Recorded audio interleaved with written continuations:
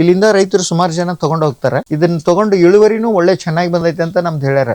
ಒಂದೊಂದು ಪ್ಲಾಟ್ ಹತ್ತಿ ಪ್ಲಾಟ್ ನಲ್ಲಿ 8 ಕ್ವಿಂಟಲ್ ವರೆಗೂ ಇಲ್ಲಿ ತೆಗ್ದಾರ. ಇದು ಇದರಲ್ಲಿ ವರ್ಕ್ ಹೆಂಗಂದ್ರೆ ಒಂಥರ ಇದು ಗ್ಲುಕೋಸ್ ಇದ್ಗತ್ತೆ ಗಿಡಗಳಿಗೆ. ಇದು ವರ್ಮಿವಾಶ್ ಏನ್ ಕೊಡ್ತೀವಿ ನಾವು ಕ್ವಿಕ್ ಆಗಿ ಕೆಲಸ ಮಾಡುತ್ತೆ. ಇದು ತಮ್ಮ ಜಮೀನ್ ಇತ್ತಂದ್ರೆ 1-2 ಹಸು ಇದ್ರೆ ಅವರು ಕೂಡ ಈ ತರ ಅಳವಡಿಸ್ಕೊಂಡು ತಮ್ಮ ಬರಂತ ಒಂದು ಆಕಳಿಂದ ಸಗಣಿ ಏನ್ ಗೋಮೂತ್ರ ಬರುತ್ತೆ ಅದನ್ನ ತಾವೇ ಮಾಡ್ಬೋದು. ಇದು ಮಾಡ್ಬೇಕಂದ್ರೆ 200 ಲೀಟರ್ ಬ್ಯಾರಲ್ ತಗೋಬೇಕು. ಇದನ್ನ 2 ಇಂಚ್ ಬಿಟ್ಟು ಒಂದು ಹೋಲ್ ಹಾಕಿ ಒಂದು ವಾಲ್ ನಾವು ಸೆಟ್ಟಿಂಗ್ ಮಾಡ್ಕೋಬೇಕು. ಆಮೇಲೆ ಇದಕ್ಕೇನಂದ್ರೆ ಇಟಿಗೆ ತುಂಡು ಸಣ್ಣಗ ಕಟ್ ಮಾಡಿ 1 ಫೀಟ್ ವರೆಗೂ ಬ್ಯಾರಲ್ಗೆ ಇಟಿಗೆ ತುಂಡು ಹಾಕ್ಬೇಕು. ಆಮೇಲೆ 20 mm ಕಡಿ ಹಾಕ್ಬೇಕು. ಆಮೇಲೆ ಅದ್ರ ಮ್ಯಾಗ 3 ಇಂಚ್ ಮರಳು. ಆಮೇಲೆ ನಮ್ಗೆ ಯಾವ್ದಾರ ತೆಂಗಿನ ಜುಬ್ರು ಸಿಪ್ಪಿ ಸುಲ್ದು ಹಾಕಿರ್ತಲ್ಲ ಆ ಸಿಪ್ಪಿನೂ ಅದ್ರ ಮ್ಯಾಗ ಹಾಕ್ಬೋದು. ಇಲ್ಲಾಂದ್ರೆ ನಮ್ಮ ಹೊಲದಲ್ಲಿ ಇರ್ತಕ್ಕಂಥ ಮಣ್ಣು 1 ಇಂಚ್ ಮಣ್ಣು ಹಾಕ್ಬೇಕು ಇದಕ್ಕೆ. ಆಮೇಲೆ ಸಗಣಿ ಗೊಬ್ಬರ ಅದು 2 ಟೈಪ್ ಹುಳ ಬರ್ತೈತೆ. 1 ತಿಂಗಳಲ್ಲೇ ನಮಗೆ ಮಲ್ಟಿಪ್ಲೈ ಆಗ್ತಾವು. ಆಮೇಲೆ ಅದನ್ನು ವೀಕ್ಲಿ ಒಂದ್ಸರ ಹಾರ್ವೆಸ್ಟ್ ಮಾಡ್ಬೇಕು. ಒಮ್ಮೆ ಹಾರ್ವೆಸ್ಟ್ ಮಾಡಿದ್ರೆ ಅಂದ್ರೆ 7ರಿಂದ 8 ಲೀಟರ್ ನಮ್ಗೆ ಎರೆಜೆಲ್ಲ ಸಿಗುತ್ತೆ. ಅಂದ್ರೆ 1 ಡ್ರಮ್ಮಿಂದ ಮಿನಿಮಮ್ ಅಂದ್ರೆ 4-5 ಲೀಟರ್ ವರೆಗೂ ಆರಾಮ್ ಬರ್ತೈತಿ. ಈ ತರ ಬರ್ತಿದ್ದು ಲಿಕ್ವಿಡ್ ರೆಡಿ ಆಗಿ. ಸ್ನೇಹಿತರೆ ನಮಸ್ಕಾರ. ಕಳೆದ ಬಾರಿ ನಾನು ನಮ್ಮ ನಿಡ್ಸೇಸಿ ತೋಟಗಾರಿಕೆ ಇಲಾಖೆಗೆ ಬಂದಿದ್ದೆ. ಇಲ್ಲಿ ಇಸ್ರೇಲ್ ಮಾದರಿಯ ಕೃಷಿ ಮಾಡ್ತಾರೆ. ಸೊ ಹಂಗಾಗಿ ಇಲ್ಲಿ ಒಂದಿಷ್ಟು ಬೇರೆ ಬೇರೆ ಮಾಹಿತಿ ತಿಳ್ಕೊಳ್ಳೋಣ ಅಂತ ಬಂದಿದ್ದೆ. ಲಾಸ್ಟ್ ಟೈಮ್ ನೀವು ಎಲಿ ಬೆಳೆದು ಆಮೇಲೆ ಇಸ್ರೇಲ್ ಮಾದರಿ ಲಿಂಬು ಬೆಳೆದೆಲ್ಲ ನಾನು ತೋರಿಸಿದ್ದೆ. ಸೊ ಹಂಗಾಗಿ ಮತ್ತೆ ಒಂದ್ಸರಿ ಬಂದಿದ್ದೀನಿ ನಿಡ್ಸೇಸಿ ಗ್ರಾಮಕ್ಕೆ. ಸರ್ ನಮಸ್ಕಾರ. ಸರ್ ನಮಸ್ಕಾರ ಸರ್. ಪರಿಚಯ ಮಾಡ್ಕೊಡಿ ಸರ್. ನನ್ನ ಹೆಸರು ಕಳಕನಗೌಡ ಪಾಟೀಲ್ ಅಂತೇಳಿ. ಈ ಇಸ್ರೇಲ್ ತೋಟಗಾರಿಕೆ ಇದು ನಿಡ್ಸೇಸಿ ಫಾರ್ಮ್ಗೆ ನಾನೀಗ ಇತ್ತೀಚೆಗೆ ಅಂದ್ರೆ 2.5 ತಿಂಗಳಾಯ್ತು ಸಹಾಯಕ ತೋಟಗಾರಿಕೆ ನಿರ್ದೇಶಕನಾಗಿ ಇಲ್ಲಿ ನಿರ್ವಹಿಸುತ್ತಿದ್ದೇನೆ. ಎರೆಜಲ ಮತ್ತೆ ಎರೆಹುಳು ಗೊಬ್ಬರ ಮತ್ತು ಬೇವಿನ ಹಿಂಡಿ ಉತ್ಪಾದನೆ ಮಾಡ್ತಾ ಇದ್ದೀವಿ. ಹೆಚ್ಚಿನ ಮಾಹಿತಿನ ನಮ್ಮ ಆಂಜನೇಯ ದಾಸರ್ ಅವರು ಇದ್ದಾರೆ, ಅವರು ಮಾಹಿತಿ ತಿಳಿಸಿಕೊಡ್ತಾರೆ. ನೋಡಿ ಸ್ನೇಹಿತರೆ, ಇವತ್ತು ವರ್ಮಿ ಕಾಂಪೋಸ್ಟ್ ಅಂದ್ರೆ ಇವತ್ತು ನೋಡಿ ಎಲ್ಲಾ ಕಡೆ ನಾವು ಭೂಮಿ ಹಾಳು ಮಾಡ್ತಾ ಇದೀವಿ. ಎರೆಜಲ ಯೂಸ್ ಮಾಡ್ತಾ ಇಲ್ಲ. ಎಲ್ಲೂ ವರ್ಮಿ ಕಾಂಪೋಸ್ಟ್ ಅಂದ್ರೆ ಎರೆಹುಳಿ ಗೊಬ್ಬರ ಯೂಸ್ ಮಾಡ್ತಾ ಇಲ್ಲ. ಭೂಮಿ ಹಾಳು ಮಾಡ್ತಾ ಇದೀವಿ ನಾವು. ಸರ್ಕಾರಿ ಗೊಬ್ಬರ ಯೂಸ್ ಮಾಡಿ ಅಂತ ಮಾತಾಡ್ತಿರ್ತೀವಿ. ಆದ್ರೆ ಸಾವಯವದಲ್ಲಿ ಇಸ್ರೇಲ್ ಮಾದರಿ ಕೃಷಿ ಯಾವ ತರ ಮಾಡ್ಬೋದು ಅನ್ನೋದ್ರ ಬಗ್ಗೆ ಇನ್ನೂ ಹೆಚ್ಚಿನ ಮಾಹಿತಿನ ಡೆಪ್ತ್ ಆಗಿ ನಮ್ಮ ಆಂಜನೇಯ ಸರ್ ಕೊಡ್ತಾರೆ. ಲಾಸ್ಟ್ ಟೈಮ್ ಆಲ್ರೆಡಿ ಎಲಿ ಬಳ್ಳಿದ ಅದ್ರ ಬಗ್ಗೆ ತುಂಬಾ ಚೆನ್ನಾಗಿ ಮಾತಾಡಿದ್ರು, ಒಳ್ಳೆ ಮಾಹಿತಿ ತಿಳಿಸ್ಕೊಟ್ಟಿದ್ರು. ಸೊ ಹಂಗಾಗಿ ಈಗ ಅವ್ರನ್ನ ಕರ್ಕೊಂಡು ನಾವು ಸಂಪೂರ್ಣವಾದ ಮಾಹಿತಿ ತಿಳ್ಕೊಂಬರೋಣ. ಬನ್ನಿ ಹೋಗೋಣ. ಏನೇನು ಇವತ್ತು ಮಾಹಿತಿ ತಿಳಿಸ್ಕೊಡ್ತೀರಿ ಸರ್ ನಮ್ಗೆ? ಎರೆಹುಳ ಗೊಬ್ಬರ, ಎರೆಜೆಲ್, ಬೇವಿನ ಹಿಂಡಿ ಇದನ್ನ ನಾವು ಪ್ರೊಡಕ್ಷನ್ ಮಾಡ್ತೀವಿ. ಮತ್ತೆ ರೈತರಿಗೆ ಇದರ ತರಬೇತಿನೂ ಕೊಡ್ತೀವಿ ನಾವು ಇಲ್ಲಿಂದ. ಯಾವ ತರ ಮಾಡೋದು ಯಾವ ರೀತಿ ಮಾಡ್ಬೇಕು ಹೆಂಗಂತ ಅದ್ರ ತರಬೇತಿನೂ ಕೊಡ್ತೀವಿ. ಪ್ಲಸ್ ನಾವು ಅದನ್ನ ಪ್ರೊಡಕ್ಷನ್ ಮಾಡಿ ಇಲ್ಲಿಂದ ರೈತರಿಗೂ ನಮ್ಮ ಇಡೀ ಜಿಲ್ಲೆಗೆ ಸಪ್ಲೈ ಮಾಡ್ತೀವಿ ನಾವು ಇಲ್ಲಿಂದ. ಬನ್ನಿ ಸರ್, ಹೋಗಿ ಬರೋಣ.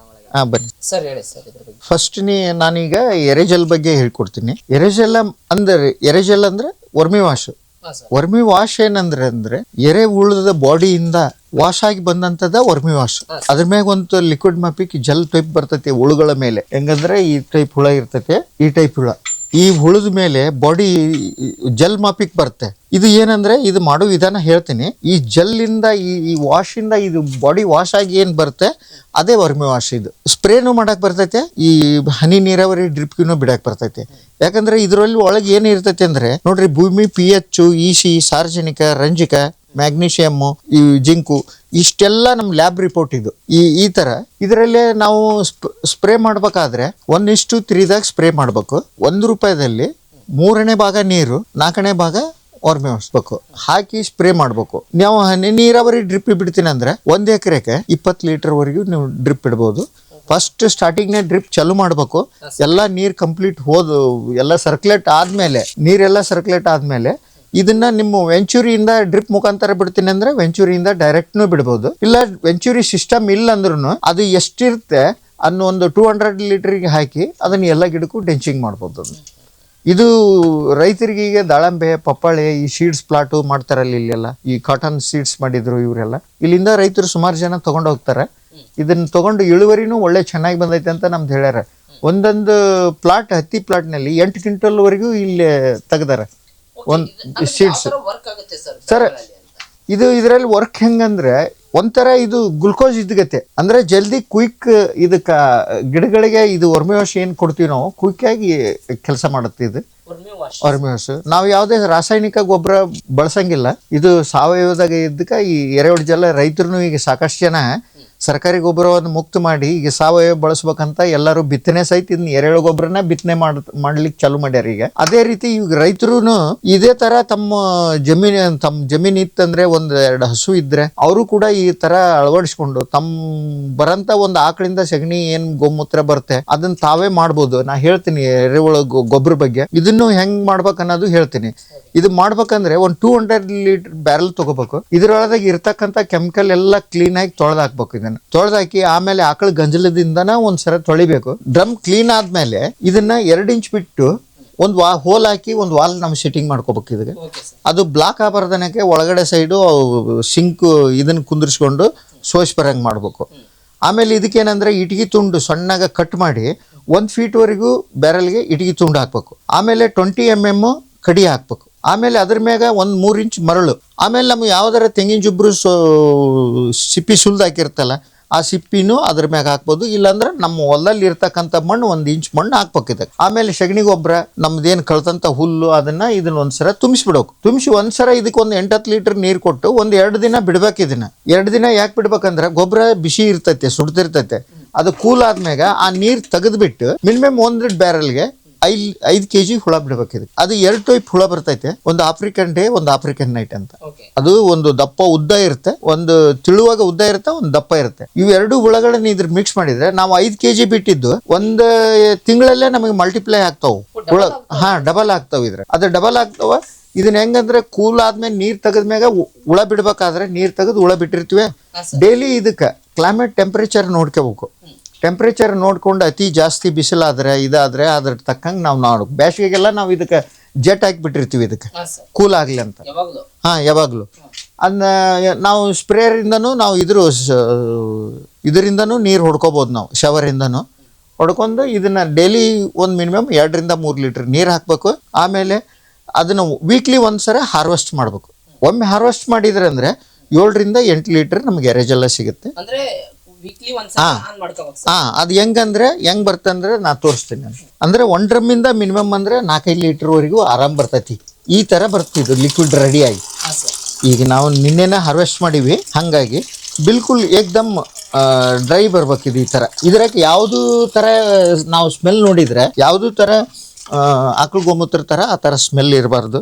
ಏಕ್ದಮ್ ನಮ್ಗೆ ಹೆಂಗಂದ್ರೆ ಕಲರ್ ಈ ಟೈಪ್ ಬರ್ಬೇಕದು. ಎರೆಜೆಲ್ಲ ಡಾರ್ಕ್. ವೀಕ್ಲಿ 1 ಟೈಮ್ ಹಾರ್ವೆಸ್ಟ್ ಮಾಡಿದ್ರೆ ಹಿಂಗ್ ಬರುತ್ತೆ. 1 ಡ್ರಮ್ಮಿಂದ 5-6 ಲೀಟರ್ ಬರುತ್ತೆ ವೀಕ್ಲಿ. ನಮ್ಮ ಹತ್ರ 100 ಬ್ಯಾರಲ್ ಅದಾವ. 100 ಬ್ಯಾರಲ್ಲಿಂದನೂ ನಾವು 5 ಲೀಟರ್ ಹಂಗೆ ತೆಗೆದು ನಾವು ಒಂದು ಕಡೆ ಸ್ಟೋರೇಜ್ ಮಾಡಿರ್ತೀವಿ. ನಮಗೆ ಹೆಂಗೆ ಎಲ್ಲ ತಾಲೂಕಿಂದ ಬೇರೆ ಬೇರೆ ಉಡುಪಿ, ಕುಂದಾಪುರ ಅಲ್ಲಿಂದನೂ ನಮ್ಗೆ ಇಂಡೆಂಟ್ ಬಂದವ. ಅಲ್ಲಿನೂ ನಾವು ಸಪ್ಲೈ ಮಾಡಿವಿ ಅವ್ರಿಗೆ. ಇಂಡೆಂಟ್ ಮುಖಾಂತರ ಅವ್ರ ಗೌರ್ಮೆಂಟಿಗೆ ಸಪ್ಲೈ ಮಾಡ್ತೀವಿ. ಅವ್ರು ನಮ್ಮ ಇದಕ್ಕೆ ಇದು ಮಾಡ್ತಾರೆ. ಇದು ಮಾಡೋದ್ರಿಂದ ರೈತರಿಗೆ ಉತ್ತಮ ಒಂದು ಒಳ್ಳೆ ಫ್ಲವರ್ ಬರಕ್ಕೂ ಭಾಳ ಇದು ಇರುತ್ತೆ ಇದರಲ್ಲಿ. ಮತ್ತೆ ಬೆಳಿಗ್ಗೂ ಫುಲ್ ಶಕ್ತಿ ಕೊಡುತ್ತೆ. ಇದನ್ನ ರೈತರು ಇದನ್ನ ಅಳವಡಿಸ್ಕೊಂಡ್ ಮಾಡ್ಬೋದು. ಇದು ಮಾಡ್ಬೇಕಾದ್ರೆ ಒಂದ್ಸರ ಹಾಕಿರ್ತೀವಿ, 2ನೇ ಸರಿ ಏನ್ ಮಾಡ್ಬೇಕಂದ್ರೆ ಅದು ಗೊಬ್ಬರ ತಿಂದಿರ್ತೈತೆ.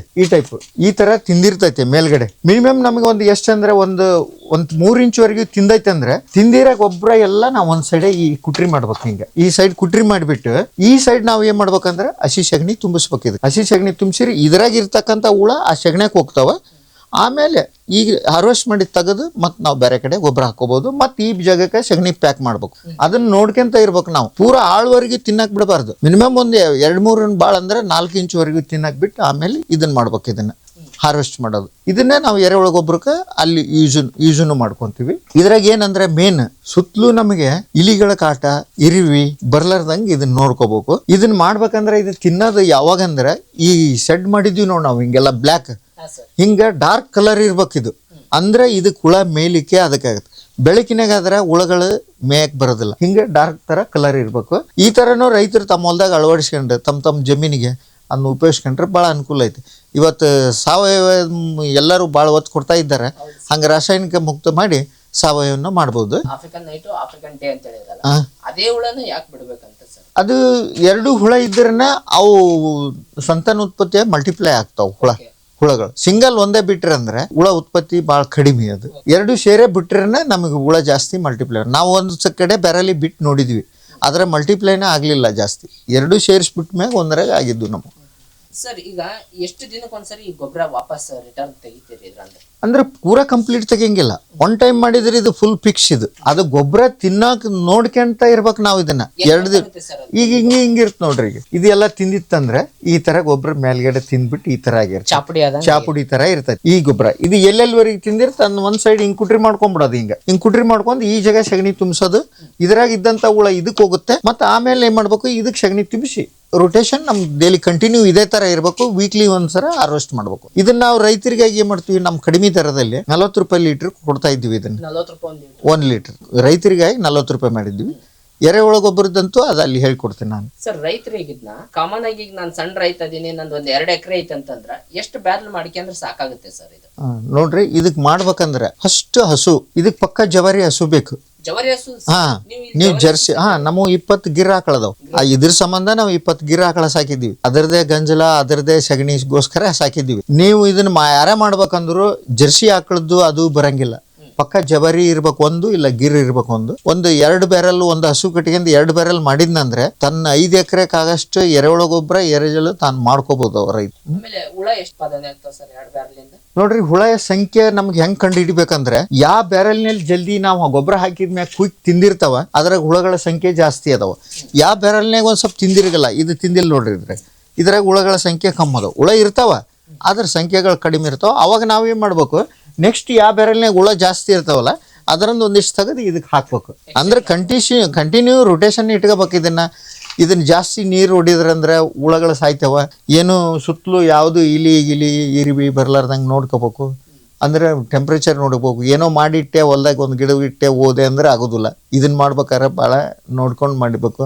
ಇದರಲ್ಲಿ ಸಾವಯವ ಎಷ್ಟು ನೀನು ಹಾಕಿದ್ರು ಏನು ಸೈಡ್ ಎಫೆಕ್ಟ್ ಇರಂಗಿಲ್ಲ. ಓನ್ಲಿ ಇದು ಸಾವಯವ ಇದಕ್ಕೆ ಎಷ್ಟು ಜಾಸ್ತಿ ಹಾಕಿದ್ರು. ಈಗ ರಾಸಾಯನಿಕ ಹಾಕೋದ್ರಾಗ ಪ್ರಾಬ್ಲಮ್ ಆಗುತ್ತೆ. ಇದಕ್ಕೆ ಏನೋ ಅದಕ್ಕೆ ಆ ಥರ ಪ್ರಾಬ್ಲಮ್ ಬರಂಗಿಲ್ಲ. ಇದು ಎಷ್ಟು ಓಲ್ಡ್ ಇರ್ತಾರೆ, ಇದಕ್ಕೆ ಎಕ್ಸ್ಪೈರಿ ಡೇಟ್ ಇರಂಗಿಲ್ಲ. ಓಲ್ಡ್ ಇಷ್ಟೆಲ್ಲ ಭಾಳ ಚೆನ್ನಾಗಿರ್ತದೆ. ಎಷ್ಟು ಸ್ಟಾಕ್ ಮಾಡ್ತೀರಿ ಅಷ್ಟು ಚೆನ್ನಾಗಿ ಕಲರ್ನು ಬರ್ತೈತೆ, ಅಷ್ಟು ಚೆನ್ನಾಗಿ ಇದನ್ನು ಇರ್ತದೆ.